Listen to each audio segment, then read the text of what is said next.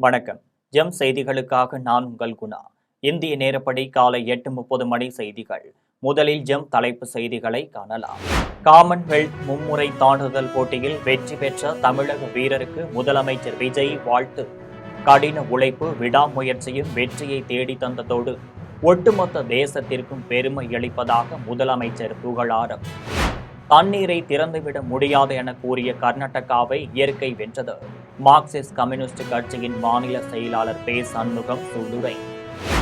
Hormuz ஜலசந்தியை கடக்க முயன்ற கப்பல் மீது ஏவுகணை தாக்குதல். ஹார்முஸ் ஜலசந்தியில் மீண்டும் பதற்றம். காமன்வெல்த் குத்துச்சண்டை போட்டி. இந்திய வீரர் வீராங்கனைகள் தங்கம் வென்று அசத்தல். இனி விரிவான செய்திகளை காணலாம். காமன்வெல்த் மும்முறை தாண்டும் போட்டியில் வெற்றி பெற்ற தமிழக வீரருக்கு முதலமைச்சர் விஜய் தனது வாழ்த்துக்களையும் பாராட்டுகளையும் தெரிவித்துள்ளார். முதலமைச்சர் விஜய் தனது சமூக வலைதளத்தில் வாழ்த்து செய்தி ஒன்றை வெளியிட்டுள்ளார். அதில் காமன்வெல்த் விளையாட்டுப் போட்டியின் ஆண்களுக்கான மும்முறை தாண்டுதல் போட்டியில் வெள்ளிப் பதக்கம் வென்ற தமிழ்நாட்டின் திருவாரூர் மாவட்டத்தைச் சேர்ந்த பிரவீன் சித்திரவேலுக்கு, வெண்கலப் பதக்கம் வென்ற மதுரை மாவட்டத்தைச் சேர்ந்த செல்வ பிரபுவுக்கும் தனது வாழ்த்துக்களையும் பாராட்டுகளையும் தெரிவித்துள்ளார்.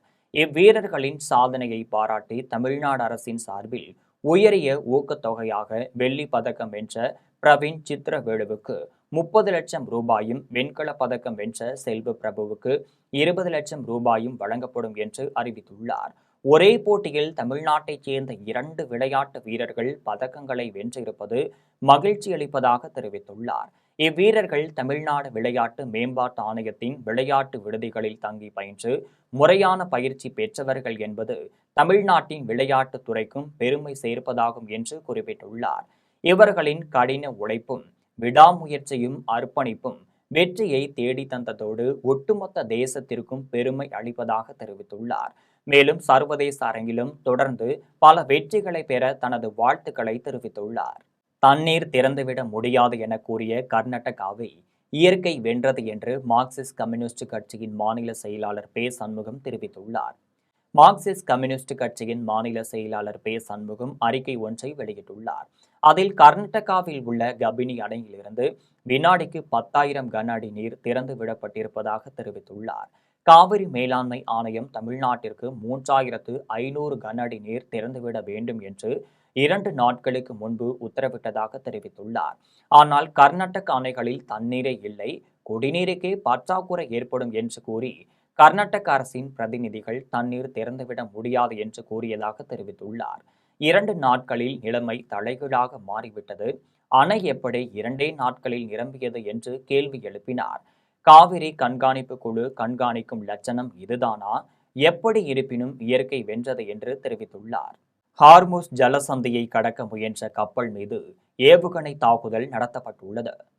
கத்தாரில் இருந்து திரவமாக்கப்பட்ட இயற்கை எரிவாயுவை ஏற்றி சென்ற கிரீஸ் நாட்டின் கேஸ்லா சாங்காய் என்ற டேங்கர் கப்பல் ஹார்முஸ் ஜலசந்தியை கடக்கும்போது ஏவுகணை தாக்குதலுக்கு உள்ளானது.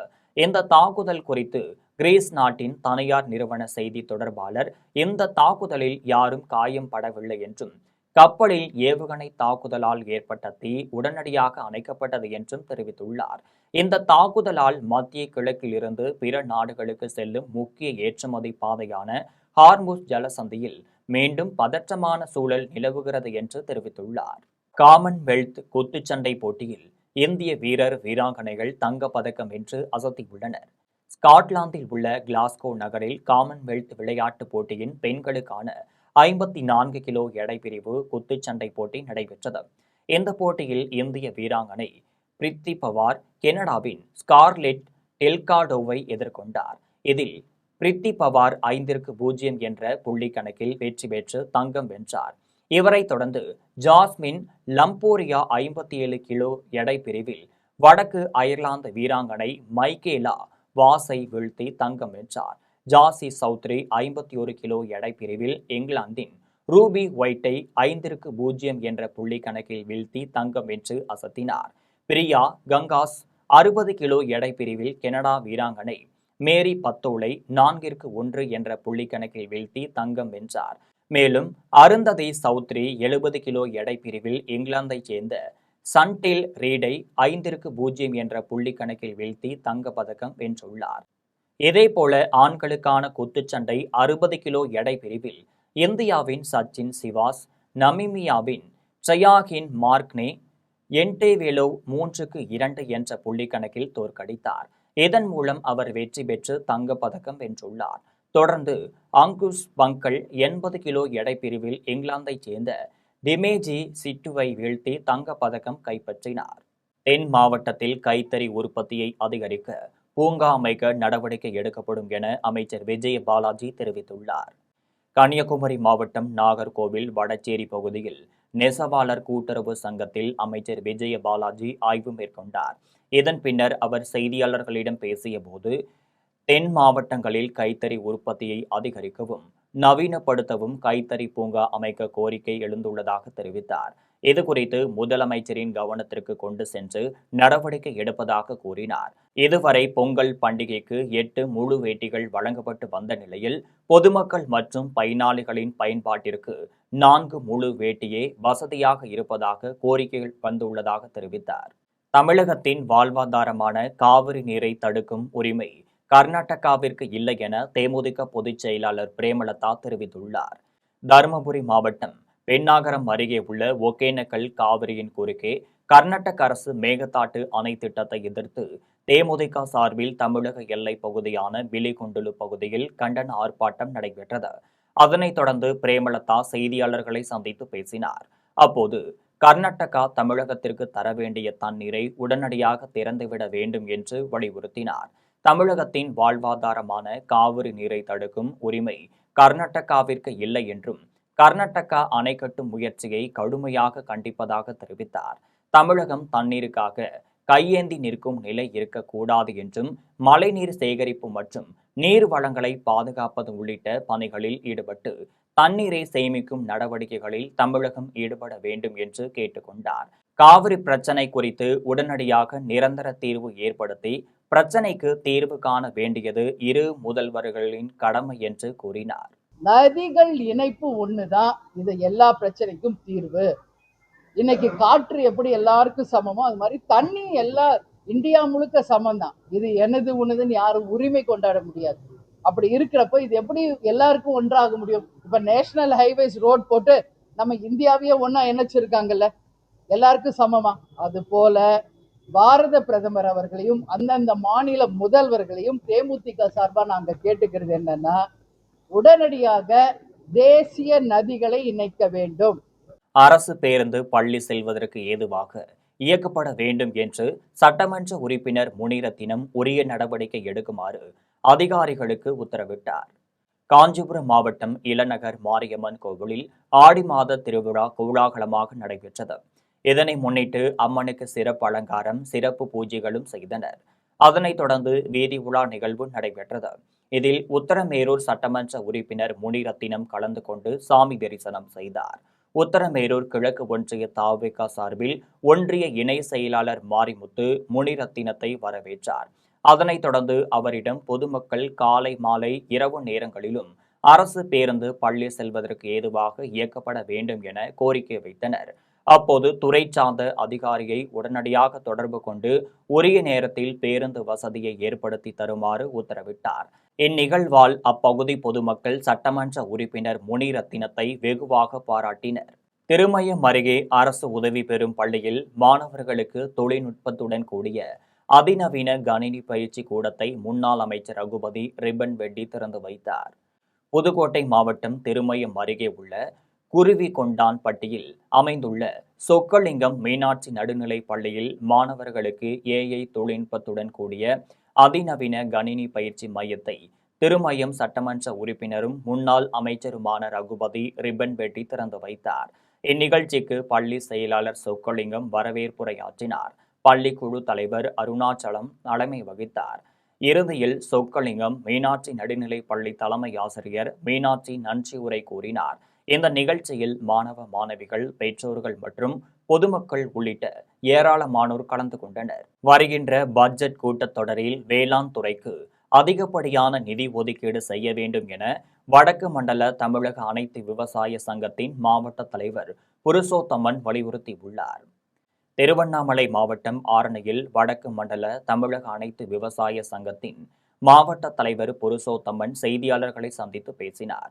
அப்போது தமிழகத்திலேயே திருவண்ணாமலை மாவட்டம் வறட்சியில் முதலிடமாக உள்ளது என்று குறிப்பிட்டார். கடந்த 10 ஆண்டுகளில் தொழிற்சாலைகள் மூலம் அதிக அளவில் தண்ணீர் உறிஞ்சப்படுவதால் நிலத்தடி நீர்மட்டம் குறைந்துவிட்டது என்று குற்றம் சாட்டினார். நிலத்தடி நீர்மட்டம் உயர அரசு ஆற்று பகுதியில் 5 கிலோமீட்டருக்கு ஒரு தடுப்பணை கட்ட வேண்டும் என்று கேட்டுக்கொண்டார். வருகின்ற பட்ஜெட் கூட்டத்தொடரில் வேளாண் துறைக்கு அதிகப்படியான நிதி ஒதுக்கீடு செய்ய வேண்டும் என்று வலியுறுத்தினார். அனைத்து கட்சி கூட்டி பேச முதலமைச்சர் ஜோசப் விஜய்க்கு அனுபவம் கிடையாது என்று தெரிவித்தார். போராடக்கூடிய குணம் இளைஞர்களுக்கு உண்டு. ஆனால் போராடக்கூடிய காரணங்கள் சரியாக இருக்க வேண்டும் என முன்னாள் அமைச்சர் ரகுபதி தெரிவித்துள்ளார். புதுக்கோட்டை மாவட்டம் குருவிகொண்டான்பட்டியில் உள்ள அரசு உதவி பெறும் பள்ளியில் ஏஐ தொழில்நுட்பத்துடன் கூடிய அதிநவீன கணினி பயிற்சி தொடக்க விழா நடைபெற்றது. இவ்விழாவில் முன்னாள் அமைச்சர் ரகுபதி கலந்து கொண்டு கணினி பயிற்சி அறையை ரிப்பன் வெட்டி திறந்து வைத்தார். அதன் பின்னர் மாணவர்கள் மத்தியில் பேசிய முன்னாள் அமைச்சர் ரகுபதி, போராடக்கூடிய குணம் இளைஞர்களுக்கு உண்டு. ஆனால் போராடக்கூடிய காரணங்கள் சரியாக இருக்க வேண்டும் என்று தெரிவித்தார். இதனைத் தொடர்ந்து செய்தியாளர்களை சந்தித்து பேசிய அவர், கர்நாடக முதலமைச்சர் சிவகுமார் அங்கே அனைத்து கட்சி கூட்டத்தை கூட்டியிருக்கிறார் என்றும், இங்கே நாங்கள் அனைத்து கட்சி கூட்டத்தை கூட்ட வேண்டும் என்று வேண்டுகோள் விடுத்தாலும் கூப்பிடாமல் உள்ளதாக தெரிவித்தார். தமிழக அரசு தீர்ப்பாயம் அமைப்பதற்கான முனைப்புகளை கூட்ட நாடு இருக்கலாம் அல்லது மத்திய அரசை நாடியிருக்கலாம். இப்போது அங்கே பாலம் பாலமாக மண்ணெடுத்து கிடப்பதை பார்த்து கண்ணீர் விடுகின்ற நிலைதான் உள்ளது என்று தெரிவித்தார். திராவிட முன்னேற்ற கழகத்தின் சார்பில் எங்களுடைய தலைவரை கலந்து கொண்டு ஏற்பாடுகள் செய்யப்படும். ஏன்னா அவங்களுக்கு ஒன்றிய ஜல்சக்தியினுடைய அந்த துணை அமைச்சருக்கு எந்த அடிப்படையில் அவர் சொன்னார்னு தெரியல. ஒரு தீர்ப்பை படித்து கூட பார்க்காமல் ஒரு அமைச்சர் பதில் சொல்றாருன்னா இதை விட கேவலம் ஒன்றும் கிடையாது. ஆலங்குடி தொகுதியில் போட்டியிடுவதற்காக முன்னாள் அமைச்சர் விஜயபாஸ்கரிடம் பல கோடி ரூபாய் பணம் கொடுத்ததாக வேட்பாளர் தனவிமல் குற்றம் சாட்டியுள்ளார். புதுக்கோட்டை மாவட்டம் ஆலங்குடி சட்டமன்ற தொகுதியில் அதிமுக வேட்பாளராக போட்டியிட்ட தனவிமல் தான் ஆலங்குடி தொகுதியில் போட்டியிடுவதற்காக முன்னாள் அமைச்சர் விஜயபாஸ்கரிடம் பல கோடி ரூபாய் பணம் கொடுத்ததாக குற்றம் சாட்டியுள்ளார். வேட்பாளராக அறிவிக்கப்பட்ட மறுநாளே தன்னிடம் இருந்து வாங்கிய பணத்தை தேர்தல் நிர்வாக செலவுக்காக கொடுத்துவிட வேண்டும் என்று கூறி முன்னாள் அமைச்சர் விஜயபாஸ்கரிடம் கொடுத்ததாக கூறினார். பணத்தை கேட்கும் போதெல்லாம் பேசுவோம் போங்க என்று காலம் கடத்தி வந்ததாகவும் குற்றம் சாட்டியுள்ளார். மேலும் திருச்சியில் அதிமுக பொதுச் செயலாளர் எடப்பாடியை சந்தித்து தொகுதியின் தேர்தல் செலவுக்காக பணம் கேட்க சென்றபோது விஜயபாஸ்கர் தனது கையை இறுக்கி பிடித்துக் கொண்டார் என்று தெரிவித்தார். ஆகஸ்ட் 1, 2, 3 ஆகிய தேதிகளில் சென்னை ஷோன் சென்டரில் உணவு எக்ஸ்போ நடத்த உள்ளோம் என்று சென்னை ராஜா அண்ணாமலைபுரத்தில் தமிழக ஹோட்டல் சங்க தலைவர் வெங்கடசுப்பு தெரிவித்துள்ளார். சென்னை ராஜா அண்ணாமலைபுரத்தில் உள்ள ஏசியா கொரியன் ரெஸ்டாரண்டில் தமிழக ஹோட்டல் சங்க தலைவர் வெங்கடசுப்பு செய்தியாளர்களை சந்தித்து பேசினார்.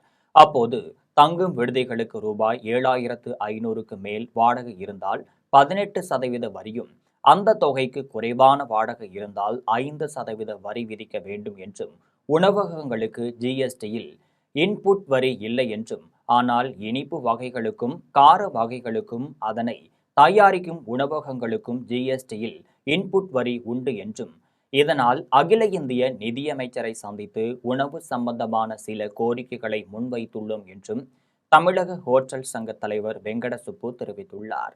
மேலும் ஆகஸ்ட் 1, 2, 3 ஆகிய தேதிகளில் சென்னை ஷோன் சென்டரில் உணவு எக்ஸ்போ நடத்த உள்ளோம் என்றும், உலக தரத்திலான தென் தமிழகத்தைச் சேர்ந்த உணவுகளுக்கு தேவையான அனைத்து நவீன தயாரிப்புகளையும் உபகரணங்களையும் விற்பதற்கான ஏற்பாடு செய்திருக்கிறோம் என்றும் தமிழக ஹோட்டல் சங்க தலைவர் வெங்கடசுப்பு தெரிவித்துள்ளார். எங்களுடைய கோரிக்கை இன்னைக்கு என்னவென்று சொன்னால், உணவகங்களுக்கு ஜிஎஸ்டியில் இன்புட் டேக்ஸ் இல்லை. மற்ற அனைத்து விற்பனையாளர்களுக்கும் அந்த வசதி இருக்கிறது. ஸ்வீட்டாக இருந்தாலும் சரி, காரமாக இருந்தாலும் சரி, பேக்கரி ஐட்டமாக இருந்தாலும் சரி, டெக்ஸ்டைல் ஐட்டமாக இருந்தாலும் சரி, 5% வரி இருக்கக்கூடிய இந்த வகையான விற்பனை பொருட்களுக்கு எல்லாம் இன்புட் டேக்ஸ் இருக்கிறது. உணவுப் பொருளுக்கு மட்டும் அந்த இன்புட் டேக்ஸ் இல்லை. அதை எங்களுக்கும் வழங்க வேண்டும். ஏதோ தவறுதலாக அது விட்டு போய்விட்டது, அதை ரெக்டிஃபை செய்து தர வேண்டும் என்று இன்றைக்கு குறிப்பான கோரிக்கையை வைத்திருக்கிறோம். ஒகேனக்கல்லில் ஆடி 18 அரசு விழாவாக கொண்டாடப்படும் நிலையில் விழா நடைபெறும் இடத்தில் மாவட்ட ஆட்சியர் சரவணன் ஆய்வு மேற்கொண்டார். தருமபுரி மாவட்டம் ஒகேனக்கல் காவிரி ஆற்றில் ஆண்டுதோறும் ஆடி 18 அரசு விழாவாக கொண்டாடப்படுவது வழக்கம். அதன்படி இந்த ஆண்டு வரும் திங்கட்கிழமை முதல் 3 நாட்களுக்கு நடைபெறவுள்ள ஆடி 18 விழாவிற்கான ஏற்பாடுகளை மாவட்ட ஆட்சியர் சரவணன் நேரில் ஆய்வு செய்தார். மேலும் ஒகேனக்கல் தொங்கு பாலம், பிரதான அருவி, மசாஜ் கூடம் உள்ளிட்ட பகுதிகளில் நடைபெறவுள்ள ஏற்பாடுகளை பார்வையிட்டு ஆய்வு மேற்கொண்டார். அப்போது விழா ஏற்பாடுகள் குறித்து அதிகாரிகளுக்கு ஆட்சியர் பல்வேறு அறிவுரைகளை வழங்கியதுடன் விழாவிற்கு வருகை தரும் சுற்றுலா பயணிகளின் பாதுகாப்பு குறித்தும் மாவட்ட ஆட்சியர் சரவணன் கேட்டறிந்தார். ஆய்வின் போது வருவாய் கோட்டாட்சியர் மற்றும் அரசு துறை அதிகாரிகள் உடன் இருந்தனர். குடியாத்தத்தில் சிபிஎஸ்இ பள்ளியில் 2026-27 கல்வியாண்டிற்கான மாணவர் தலைவர்கள் மற்றும் பல்வேறு அமைப்புகளின் பொறுப்பாளர்கள் பதவியேற்கும் விழா நடைபெற்றது. வேலூர் மாவட்டம் குடியாத்தம் சிபிஎஸ்இ பள்ளியில் 2026-27 கல்வியாண்டிற்கான மாணவர் தலைவர்கள் மற்றும் பல்வேறு அமைப்புகளின் பொறுப்பாளர்கள் பதவியேற்கும் இன்வெஸ்டர் கேர்மோனி விழா பள்ளி கலையரங்கில் நடைபெற்றது. இந்நிகழ்ச்சியில் சிறப்பு அழைப்பாளராக குப்பம் சட்டமன்ற உறுப்பினர் தென்றல் குமார் கலந்து கொண்டு புதிதாக தேர்வு செய்யப்பட்ட மாணவர் தலைவர்களுக்கு பதவிக்கான பேட்ஜ்கள் மற்றும் பொறுப்பு சின்னங்களை வழங்கி தலைமைத்துவம், ஒழுக்கம் மற்றும் பொறுப்புணர்வுடன் செயல்பட வேண்டும் என வாழ்த்துரை வழங்கினார். இந்நிகழ்ச்சியில் பள்ளியின் தலைவர் ஜோதிராம், பள்ளி முதல்வர் ஹேமராஜகுமாரி, பள்ளி மேலாண்மை குழுவினர், ஆசிரியர்கள், பெற்றோர்கள் மற்றும் மாணவர்கள் திரளாக கலந்து கொண்டனர். திருவண்ணாமலை அண்ணாமலையார் திருக்கோவிலில் திரைப்பட நடிகை ஜனனி ஐயர் சாமி தரிசனம் மேற்கொண்டார். நினைத்தாலே முக்தி தரும் திருவண்ணாமலை அண்ணாமலையார் திருக்கோவிலில் திரைப்பட நடிகர்கள், இயக்குநர்கள், தொழிலதிபர்கள், முக்கிய பிரமுகர்கள் உள்ளிட்ட ஆயிரக்கணக்கான பக்தர்கள் சாமி தரிசனம் செய்து வருகின்றனர். மேலும் தமிழ்நாடு மட்டுமின்றி ஆந்திரா, கர்நாடகா, கேரளா உள்ளிட்ட பல்வேறு மாநிலங்களைச் சேர்ந்த பக்தர்கள் திருவண்ணாமலைக்கு வருகை புரிந்து அண்ணாமலையாரை தரிசித்து 14 கிலோமீட்டர் தொலைவு கொண்ட கிரிவல பாதையில் கிரிவலம் மேற்கொண்டு வருகின்றனர். அந்த வகையில் திருவண்ணாமலை அண்ணாமலையார் திருக்கோவிலில் திரைப்பட நடிகை ஜனனி ஐயர் சாமி தரிசனம் செய்தார். முன்னதாக சம்பந்த விநாயகரை வணங்கிய அவர் சிறப்பு அபிஷேகத்தில் கலந்து கொண்டார். அதனைத் தொடர்ந்து உண்ணாமலையம்மன் உடனுரை அண்ணாமலையாரை வழிபாடு செய்தார். அவருக்கு அண்ணாமலையார் திருக்கோவில் சார்பில் பிரசாதம் வழங்கி கௌரவிக்கப்பட்டது. சாமி தரிசனம் முடித்து வெளியே வந்த அவருடன் பக்தர்கள், பொதுமக்கள் புகைப்படம் மற்றும் செல்ஃபி எடுத்து மகிழ்ந்தனர். கோகோ விளையாட்டில் மாணவ மாணவிகள் அதிக ஆர்வம் காட்டி வருவதால் அதற்கு முன்னுரிமை வழங்க தமிழக அரசு முன்வர வேண்டும் என்று கோகோ அணி வீரர் சுப்பிரமணியம் கோரிக்கை விடுத்தார். கோவையில் தியாகி ராமசாமி நினைவு விளையாட்டு கழகம் சார்பாக தியாகி ராமசாமி நினைவு சுழற்கோப்பை விளையாட்டு திருவிழா நடைபெற்றது. தனியார் பள்ளி விளையாட்டு மைதானத்தில் இந்த விளையாட்டு திருவிழாவில் கோவை மாவட்டத்தில் 50க்கும் மேற்பட்ட அரசு மற்றும் தனியார் பள்ளிகளைச் சேர்ந்த 1000க்கும் மேற்பட்ட மாணவ மாணவிகள் உற்சாகத்துடன் பங்கேற்று தங்களது விளையாட்டு திறமைகளை வெளிப்படுத்தினர். இந்த சுழற்கோப்பை போட்டிகளில் கபடி, வாலிபால், கோகோ உள்ளிட்ட விளையாட்டு போட்டிகள் நடத்தப்பட்டன. துவக்க விழாவில் கலந்து கொண்ட இந்திய கோகோ அணி வீரர் சுப்பிரமணியம் பேசுகையில், தற்போது கோகோ விளையாட்டில் மாணவ மாணவிகள் அதிக ஆர்வம் காட்டி வருவதால் கோகோ விளையாட்டிற்கு முன்னுரிமை வழங்க தமிழக அரசு முன்வர வேண்டும் என அவர் கோரிக்கை விடுத்தார். மாநில அளவிலான ஷாட்கன் துப்பாக்கிச்சூடு போட்டியில் கோவை வீரர்கள் 21 பதக்கங்களை வென்று சாதனை படைத்துள்ளனர். 52வது மாநில அளவிலான ஷாட்கன் துப்பாக்கிச்சூடு போட்டி சென்னை டாக்டர் சிவந்தி ஆதித்யநாத் ஷாட்கன் பயிற்சி மையத்தில் கடந்த 17ஆம் தேதி தொடங்கி 27ஆம் தேதி வரை பல்வேறு பிரிவுகளில் தனிநபர் மற்றும் குழு கலை இரட்டையர் போட்டிகள் நடைபெற்றது. இதில் தமிழகத்தின் பல்வேறு கிளப்புகளில் இருந்து சுமார் 200க்கும் மேற்பட்ட வீரர், வீராங்கனைகள் கலந்து கொண்டனர். இதில் கோயம்புத்தூர் ரைபிள் அசோசியேஷன் சார்பில் அசோசியேஷன் துணைத் தலைவரும் ஷாட்கன் சீனியர் ஷூட்டர் பக்பட் சலம் தலைமையில் சுமார் 18 வீரர், வீராங்கனைகள் கலந்து கொண்டனர். அதில் தனிநபர் பிரிவில் 5 தங்கம், 4 வெள்ளி, 4 வெண்கலம் மற்றும் குழு பிரிவில் 4 தங்கமும் மற்றும் கலப்பு இரட்டையர் பிரிவில் 2 தங்கம், 2 வெண்கலம் என 21 பதங்களை வென்று கோயம்புத்தூர் ரைபிள் அசோசியேஷன் வீரர்கள் சாதனை படைத்துள்ளனர். கோவையில் உள்ள தனியார் மருத்துவமனையில் உலக தாய்ப்பால் வாரத்தை முன்னிட்டு விழிப்புணர்வு நிகழ்ச்சி தொடங்கப்பட்டது. கோவையில் உள்ள தனியார் மருத்துவமனையில் உலக தாய்ப்பால் வாரத்தை முன்னிட்டு விழிப்புணர்வு நிகழ்ச்சிக்கான தொடக்க விழா நடைபெற்றது. இதில் மருத்துவமனையின் நிர்வாக இயக்குனர் கோவிந்தராஜன் மற்றும் இயக்குனர் மிருது பாஷினி ஆகியோர் தலைமை வகித்தனர். இந்நிகழ்வில் மருத்துவர்கள் ரம்யா ஜெயராம், நித்யா பொன்முடி, சுனில் உள்ளிட்டோர் கலந்து கொண்டு குத்துவிளக்கேற்றி நிகழ்ச்சியை தொடங்கி வைத்தனர். இந்த வாரம் முழுவதும் மகப்பேறு தாய்மார்களுடன் கலந்துரையாடல், தாய்ப்பால் விழிப்புணர்வு, நடைப்பயணம், மருத்துவர்களுக்கான தொடர் மருத்துவ கல்வி, வினாடி வினா மற்றும் சுவரொட்டி போட்டிகள் உள்ளிட்ட நிகழ்ச்சிகள் நடைபெற உள்ளதாக மருத்துவமனை நிர்வாகம் சார்பில் தெரிவித்துள்ளனர். திருப்பத்தூர் அருகே கோவில் திருவிழாவை முன்னிட்டு மாட்டு வண்டி எல்லை பந்தயம் நடைபெற்றது. சிவகங்கை மாவட்டம் திருப்பத்தூர் அருகே காட்டாம்பூரில் கோவில் திருவிழாவை முன்னிட்டு மாட்டு வண்டி எல்லை பந்தயம் நடைபெற்றது. இந்த போட்டியில் சிவகங்கை, மதுரை, புதுக்கோட்டை, தேனி மற்றும் திண்டுக்கல் மாவட்டங்களைச் சேர்ந்த 38 ஜோடி மாடுகள் பங்கேற்றனர். விறுவிறுப்பாக நடைபெற்ற இப்போட்டியில் மாடுகள் ஒன்றையொன்று முந்தி சென்ற காட்சி பார்வையாளர்களை வெகுவாக கவர்ந்தது. ஏராளமான பொதுமக்கள் போட்டியை உற்சாகமாக கண்டுகளித்தனர். போட்டி நிறைவில் முதல் 4 இடங்களை பெற்ற மாட்டு வண்டி உரிமையாளர்கள் மற்றும் சாரதிகளுக்கு ரொக்க பரிசுகள் வழங்கி கௌரவிக்கப்பட்டது. கெங்கவள்ளி அருகே ஆடி பண்டிகையை முன்னிட்டு நடைபெற்ற கால்நடை சந்தையில் 1500க்கு மேற்பட்ட ஆடுகள் விற்பனை செய்யப்பட்டதில் 2 கோடிக்கு மேல் வர்த்தகம் நடைபெற்றது. சேலம் மாவட்டம் கெங்கவள்ளி அருகே தெடாவூரில் ஆடி பண்டிகையை முன்னிட்டு கால்நடை சந்தை நடைபெற்றது. இதில் கெங்கவள்ளி, ஆத்தூர், தம்மம்பட்டி, வீரகனூர், தலைவாசல் உள்ளிட்ட சுற்றுவட்டார பகுதியில் இருந்து விவசாயிகள் நாட்டாடு, செம்பரி ஆடு, மேச்சேரி ஆடு, தலச்சேரி ஆடுகள் என பல்வேறு வகையான ஆடுகளை விற்பனைக்கு கொண்டு வந்தனர். இந்த கால்நடை சந்தைக்கு ஆத்தூர், பெரம்பலூர், திருச்சி, மதுரை உள்ளிட்ட பல்வேறு மாவட்டங்களில் இருந்தும் வியாபாரிகள் வந்தனர். அதில் குட்டி ஆடு 2000 ரூபாய் முதல் 25,000 ரூபாய் வரை விற்பனை செய்யப்பட்டது. மேலும் இந்த கால்நடை சந்தைக்கு கொண்டுவரப்பட்ட ஆடுகளில் 1500 ஆடுகளுக்கு மேல் விற்பனை செய்யப்பட்டதில் 2 கோடிக்கு மேல் வர்த்தகம் நடைபெற்றது. அருணாச்சலேஸ்வரர் கோவில் அருகில் நடிகர் தனுஷ் நடிக்கும் ஓம் திரைப்படம் படப்பிடிப்பு நடக்க உள்ள நிலையில் பேகோபுரம் முன்பு 35ற்கு மேற்பட்ட பவுன்சர்கள் நிறுத்தப்பட்டுள்ளனர். திருவண்ணாமலை மற்றும் அதன் சுற்றுவட்டார பகுதிகளில் நேற்று முதல் நடிகர் தனுஷ் நடிக்கும் ஓம் திரைப்படம் படப்பிடிப்பு நடைபெற்று வருகிறது.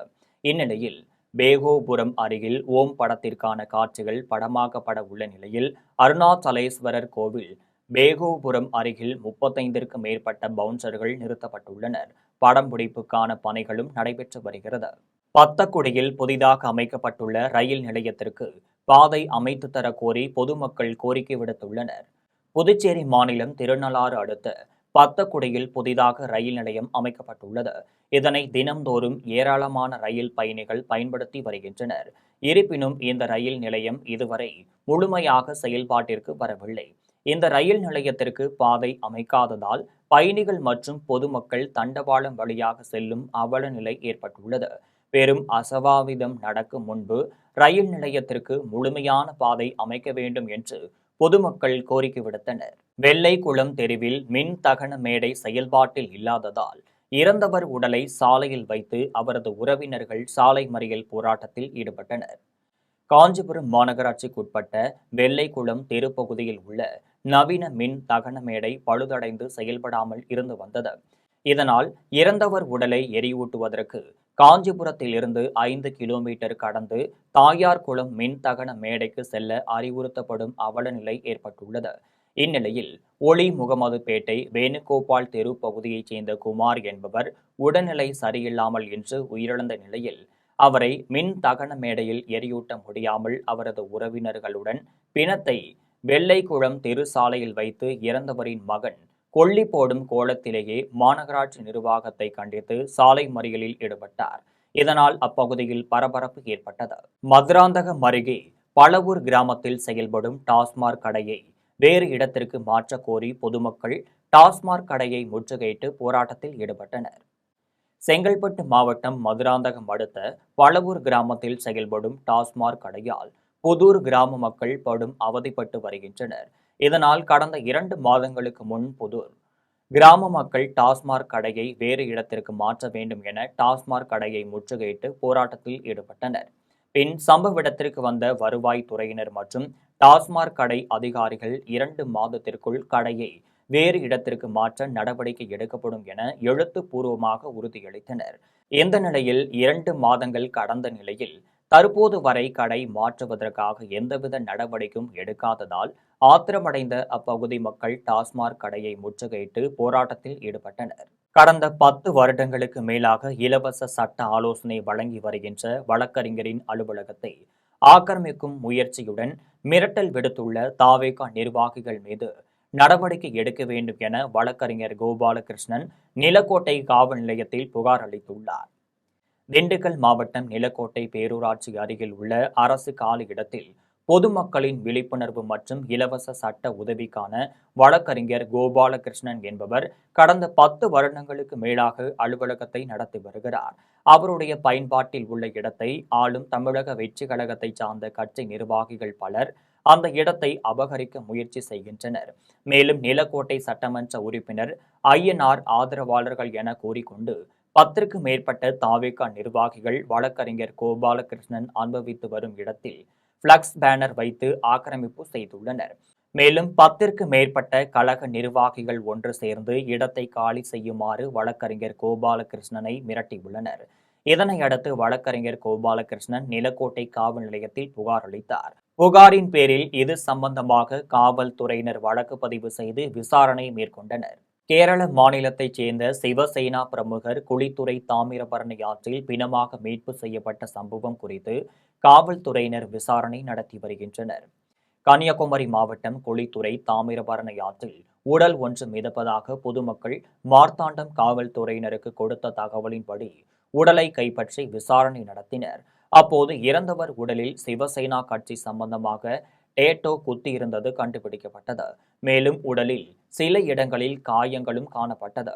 அதன் அடிப்படையில் நடத்திய விசாரணையில் இறந்த நிலையில் கண்டுபிடிக்கப்பட்ட உடல் கேரள செங்கவளை பகுதியைச் சேர்ந்த சதீசன் அதுல் என்பதும் சிவசேனா கட்சியில் மாநில அளவில் பொறுப்பில் இருப்பதும் தெரியவந்தது. உடலை ஆசாரிப்பள்ளம் மருத்துவமனைக்கு உடல் கூறு ஆய்வுக்கு அனுப்பி வைத்து இதுவரை யாராவது உயிர் பறிப்பு செய்தார்களா என்ற கோணத்தில் காவல்துறையினர் விசாரணை நடத்தி வருகின்றனர். திருச்செந்தூர் அருகே உடன்குடையில் மத உணர்வுகளை புண்படுத்தும் வகையில் வீடியோ வெளியிட்ட சமூக வலைதள பிரபலம் ஜிபி முத்து மீது காவல்துறையினர் வழக்கு பதிந்துள்ளனர். திருச்செந்தூர் அருகே உள்ள உடன்குடி பெருமாள்புரம் பகுதியில் வசித்து வரும் பாலகிருஷ்ணன் ஊரில் உள்ள உச்சி மகாகாளி பட்டரையம்மன் கோவில் கமிட்டி தலைவராக உள்ளார். மேலும் அந்த கோவிலுக்கு சொந்தமான காலி இடத்தை பயன்படுத்துவது தொடர்பாக அதே ஊரைச் சேர்ந்த பிரபலம் ஜிபி முத்துவுக்கும் ஊர் மக்களுக்கும் இடையே பிரச்சனை இருந்து வருகிறது. இச்சம்பவம் குறித்து குலசேகரப்பட்டினம் காவல்துறையினர் விசாரணை நடத்தி வருகின்றனர். இந்நிலையில் கோவிலில் நடைபெற்ற பூஜையை மத உணர்வுகளை புண்படுத்தும் வகையில் மாந்திரக பூஜை நடத்துவது போன்று சமூக வலைதளங்களில் ஜிபி முத்து வீடியோ ஒன்றை வெளியிட்டுள்ளார். இதையடுத்து கோவில் கமிட்டி தலைவர் பாலகிருஷ்ணன் அளித்த புகாரின் பேரில் குலசேகரப்பட்டினம் காவல்துறையினர் அவர் மீது 3 பிரிவுகளின் மீது வழக்கு பதிவு செய்துள்ளனர். பொள்ளாச்சி அருகே பர்னிச்சர் குடோனில் திடீரென ஏற்பட்ட தீ விபத்து தொடர்பாக தீயணைப்புத் துறையினரும் காவல்துறையினரும் விசாரணை மேற்கொண்டு வருகின்றனர். கோவை பொள்ளாச்சி அருகே உள்ள ஜோதி நகர் சி காலனியில் நடராஜ் என்பவர் வீட்டு உபயோகப் பொருட்கள் தயாரித்து விற்பனை செய்யும் பர்னிச்சர் குடோன் வைத்துள்ளார். இந்த நிலையில் நள்ளிரவில் சுமார் 2 மணி அளவில் குடோனில் திடீரென தீப்பிடித்து எரிந்தது. அருகில் இருந்தவர்கள் தீயணைப்புத் துறையினருக்கு தகவல் தெரிவிக்கப்பட்டதை அடுத்து சம்பவ இடத்திற்கு வந்த தீயணைப்புத் துறையினர் தீயை கட்டுக்குள் கொண்டு வந்தனர். இந்த தீ விபத்தில் சுமார் 3 லட்சம் ரூபாய்க்கு மேலான பொருட்கள் எரிந்து சேதமடைந்தனர். மேலும் இந்த தீ விபத்துக்கான காரணம் குறித்து தீயணைப்புத் துறையினரும் பொள்ளாச்சி கிழக்கு காவல் நிலைய காவல்துறையினரும் விசாரணை மேற்கொண்டு வருகின்றனர். இதனால் அப்பகுதியில் பெரும் பரபரப்பு ஏற்பட்டது. கெங்கவள்ளி அருகே இருசக்கர வாகனம் மீது மற்றொரு இருசக்கர வாகனம் மோதி விபத்துக்குள்ளானதில் 12 வயது சிறுமி உயிரிழந்தார். சேலம் மாவட்டம் கெங்கவள்ளி அருகே வீரகனூர் பகுதியைச் சேர்ந்த விஜயகுமார் விஜயலட்சுமி தம்பதியினரும் அவரது 3 குழந்தைகளும் என 5 பேர் ஒரு இருசக்கர வாகனத்தில் தனது சகோதரியின் குழந்தைக்கு உடல்நிலை சரியில்லை என்று உயிர் ஆரம்ப சுகாதார நிலையத்திற்கு சென்றுள்ளனர். அப்போது எதிர்பாராத விதமாக மற்றொரு இருசக்கர வாகனத்தின் மீது மோதி விபத்துக்குள்ளானதில் நிலை தடுமாறி 5 பேரும் கீழே விழுந்ததாக கூறப்படுகிறது. இந்நிலையில் அவ்வழியாக வந்த கார் எதிர்பாராத விதமாக கீழே விழுந்தவர்கள் மேல் மோதியதில் விஜயலட்சுமி மகள் தேன்மொழி நிகழ்விடத்திலேயே பரிதாபமாக உயிரிழந்தார். மேலும் படுகாயமடைந்த 4 சிகிச்சைக்காக ஆத்தூர் அரசு மருத்துவமனையில் அனுமதிக்கப்பட்டுள்ளனர். இந்த விபத்து குறித்து வீரகனூர் காவல்துறையினர் விசாரணை மேற்கொண்டு வருகின்றனர். கோவில்பட்டியில் உள்ள சிவசக்தி பத்திரகாளியம்மன் மற்றும் மலையாளத்து சுடலை மகாராஜா ஆலயத்தில் கொடை விழாவில் ஏராளமான பக்தர்கள் கலந்து கொண்டு சாமி தரிசனம் செய்தனர். தூத்துக்குடி மாவட்டம் கோவில்பட்டியில் உள்ள சிவசக்தி பத்திரகாளியம்மன் மற்றும் மலையாளத்து சுடலை மகாராஜ் ஆலயத்தில் கொடை விழா நடைபெற்றது. இதனை முன்னிட்டு கணபதி ஹோமத்துடன் தொடங்கி வேள்வி பூஜைகளும் அபிஷேக ஆராதனை பூஜைகளும் நடைபெற்றன. இவ்விழாவில் முக்கிய நிகழ்ச்சியான சாமக்கொடை நிகழ்ச்சி மற்றும் திரளை பூஜைகள் நள்ளிரவு முதல் அதிகாலை வரை நடைபெற்றது. இதில் கோவில் பூசாரி சங்கர் சுவாமிகள் ஆக்ரோஷமாக ஆடத் தொடங்கினர். இதன் பின்னர் ஆடு படையல் போடப்பட்டு படையல் பூஜை செய்யப்பட்டது. கொடை விழாவில் கோவில்பட்டி மற்றும் சுற்றுவட்டார பகுதிகளைச் சேர்ந்த ஏராளமான பக்தர்கள் கலந்து கொண்டனர். மீண்டும் ஜெம் தலைப்புச் செய்திகள். காமன்வெல்த் மும்முறை தாண்டுதல் போட்டியில் வெற்றி பெற்ற தமிழக வீரருக்கு முதலமைச்சர் விஜய் வாழ்த்து. கடின உழைப்பு விடாமுயற்சியும் வெற்றியை தேடி தந்ததோடு ஒட்டுமொத்த தேசத்திற்கும் பெருமை அளிப்பதாக முதலமைச்சர் புகழாரம். தண்ணீரை திறந்துவிட முடியாது என கூறிய கர்நாடகாவை இயற்கை வென்றது. மார்க்சிஸ்ட் கம்யூனிஸ்ட் கட்சியின் மாநில செயலாளர் பே. சண்முகம் சூளுரை. ஹார்முஸ் ஜலசந்தியை கடக்க முயன்ற கப்பல் மீது ஏவுகணை தாக்குதல். ஹார்முஸ் ஜலசந்தியில் மீண்டும் பதற்றம். காமன்வெல்த் குத்துச்சண்டை போட்டி. இந்திய வீரர் வீராங்கனைகள் தங்கம் வென்று அசத்தல். இத்துடன் ஜெம் செய்திகள் நிறைவடைகின்றன. மீண்டும் ஜெம் செய்திகள் மதியம் 1:30 மணிக்கு. உடனுக்குடன் செய்திகளை காண gemlive.tv என்ற இணையதளத்தில் இணைந்திருங்கள். நன்றி, வணக்கம்.